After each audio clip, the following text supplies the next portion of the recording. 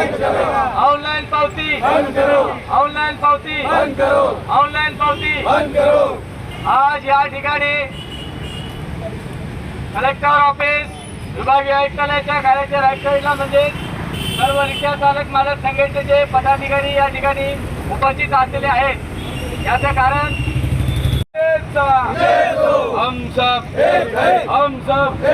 ताकत से बोलो, ताकत से बोलो, ताकत से बोलो, जोर से बोलो, हम सब ताकत से बोलो। केंद्र सरकारचा, केंद्र सरकारचा, केंद्र सरकारचा नहीं चलेगी, नहीं चलेगी, ऑनलाइन पावती नहीं चलेगी, ऑनलाइन पावती, ऑनलाइन पावती, काला कायदा, काला कायदा, काला कायदा, काला कायदा रद्द करो, काला कायदा, काला कायदा, हिटानन कायदा, हिटानन कायदा, हमारी मांगे पूरी करो वरना कुर्सी। हमने आज जो धरना रखे, हमने यहाँ धरना इसलिए रखे हुए, ये इससे पहले भी जो ऑपरेशन हुआ था हमने बंद करे थे, तो ये कलेक्टर साहब ने, गवर्नमेंट ने वो ठगा दी, ठेंगा कुछ खाली आश्वासन दिए, क्या हम तुम्हारा डिमांड करिए, कुछ नहीं दिए, बस बंद करने का बोले, बस कुछ नहीं दिया, ठेगा दिया खाली। आरटीओ ने भी धोखा दिया और कलेक्टर साहब ने भी ऊपर भेजे नहीं, ये चीज ये गलत है। नहीं, ये सरकार जो है ऑटो रिक्शा वालों को क्यों डामाडोल कर रही है, क्या वजह है इसकी? तो सरकार को हम क्यों निर्णय नहीं लिए जा रहे? औकात बता देंगे 24 में इसकी औकात क्या है, पूरे इंडिया के अंदर रिक्शा वाले कितने हैं, इनकी औकात बता देंगे क्या औकात है रिक्शा वाले।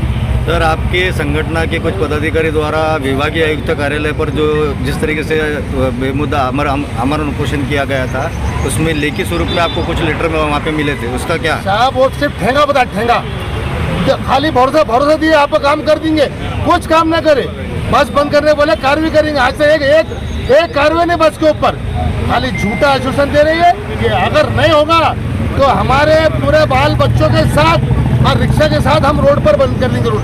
तो जनता के बीच एक और चर्चा है, जैसे कि हिट एंड रन कानून एक पर कहा जा रहा है कि लागू हो गया है, लेकिन कहीं कहा जाता है कि प्रशासन की तरफ से कहा जाता है कि अभी लागू नहीं हुआ है, क्या आपको क्या लगता है? ये 26 तारीख से लागू होगा बोलते, इसलिए हम आंदोलन कर रहे हैं इसके लिए, तो वो डेंजर कानून है साहब।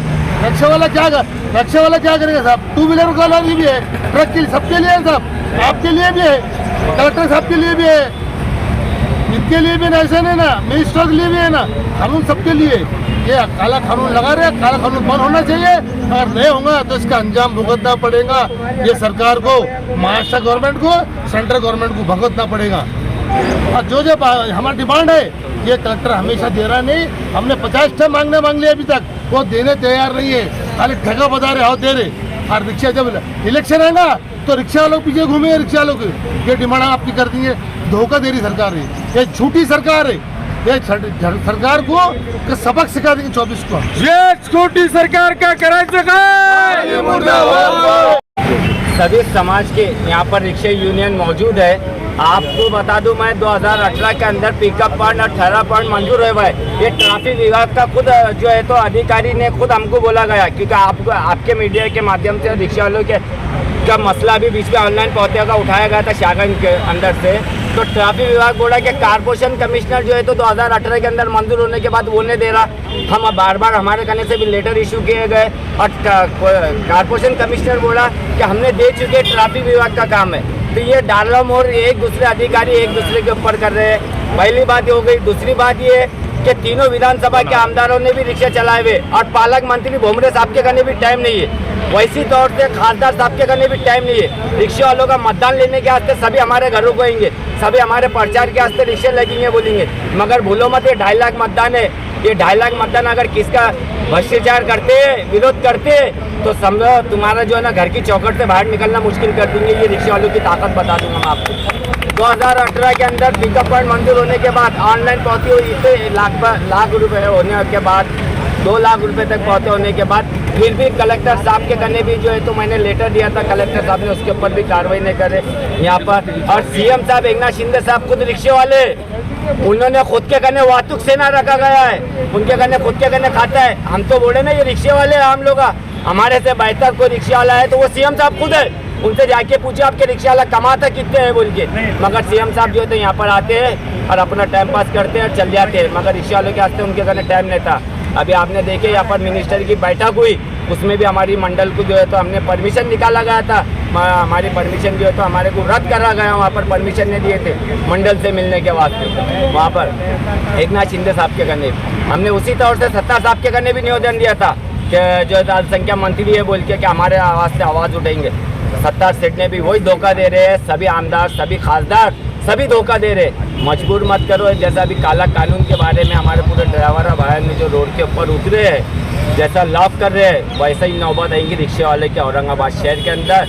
तो समझ लो आमदार खासदार घर की चौखट से बाहर नहीं निकलेंगे, अधिकारी भी रोड से बाहर नहीं निकलेंगे। ये इतना मैं बोल के खत्म कर आपल्या जिल्हाधिकारी कार्यालयासमोर सर्व संघटने हिंदी में बोलो। सभी संगठना के पदाधिकारी इन्होंने मिलकर जो डिसीजन लिया, जिसमें जिलाधिकारी कार्यालय के सामने जो जन आक्रोश प्रदर्शन किया जा रहा है, इसमें केंद्र सरकार ने जो हिट एंड रन का जो कायदा लागू किया है वो तुरंत वापस लिया जाए।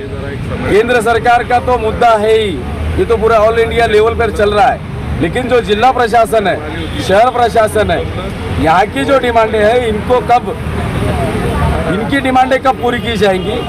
अभी हाल ही में 8 दिन पहले चक्का जाम आंदोलन किया गया, उसके 8 तारीख को उपोषण भी रखा गया।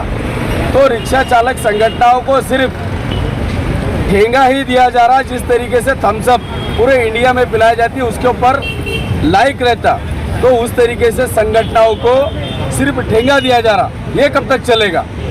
ये रुकना चाहिए। रिक्शा चालक संगठना अभी रास्ते पर है, रास्ते के कोपरे पर रुकी हुई है। अगर शहर प्रशासन, जिला प्रशासन अगर हमारी संगठनों की डिमांड पूरी नहीं करता तो हमें मजबूरन रास्ते पर उतरना पड़ेगा। हमने चक्का जाम किया, उसमें सभी शहर वासियों ने जो प्रतिसाद दिया, इससे जिला प्रशासन और शहर प्रशासन को एक सबक मिलना चाहिए था कि हर रिक्शा चालक हो, ये सब एक साथ हो चुके हैं। दोबारा इसको अगर एक साथ लाना है तो हम पूरी ताकत से रोड पर उतरेंगे, चक्का जाम नहीं करेंगे, पूरी गाड़ियां रोड पर छोड़कर हम हमारे घरों पे चले जाएंगे। ये नौबत ना लाए, इसलिए नहीं, अभी कुछ दिनों में जो है इलेक्शन आने वाले हैं और ऑटो रिक्शा वाला की जो है तो सरकार मांग पूरी नहीं कर रही है, तो आने वाले इलेक्शन में क्या निर्णय लिए जाएंगे ऑटो रिक्शा वालों को? सब हम लोग आपको एक बात बताना चाहते हैं, जिस तरीके से इलेक्शन का मुद्दा है ये राजकारणी पॉइंट है। राजकारणी पॉइंट के हिसाब से मैं आपको 2 बात बताना चाहूँगा। जो जनता ने जिन लोगों पे विश्वास रखकर चुन के दिया था, वही लोगों ने उनके खातिर, उनका स्वार्थ के खातिर राजकारण महाराष्ट्र की सरकार पलटी करे। और ये जो सरकार आई है, ये जो सरकार है, ये सिर्फ आश्वासन दे रही है। फिर वो ड्राइवर हो, शेतकरी हो, गरीब जनता हो, तो ये सरकार आने वाले समय में किसको वोट देना, ये सबसे बड़ा सवाल जनता के सामने खड़ा है।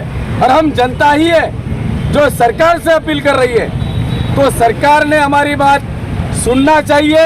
अगर नहीं सुनती तो इस शहर के अंदर रिक्शा चालक संगठना, सभी संगठना की ओर से इलेक्शन के टाइमिंग में मतदान पे, फिर वो एमपी हो, आमदार हो, नगर सेवक हो, ये इलेक्शन में वोटिंग के लिए बहिष्कार डाला जाएगा। नाम बोलो आपका। महाराष्ट्र वाहतूक सेना जिल्हाध्यक्ष सलीम कामगावकर।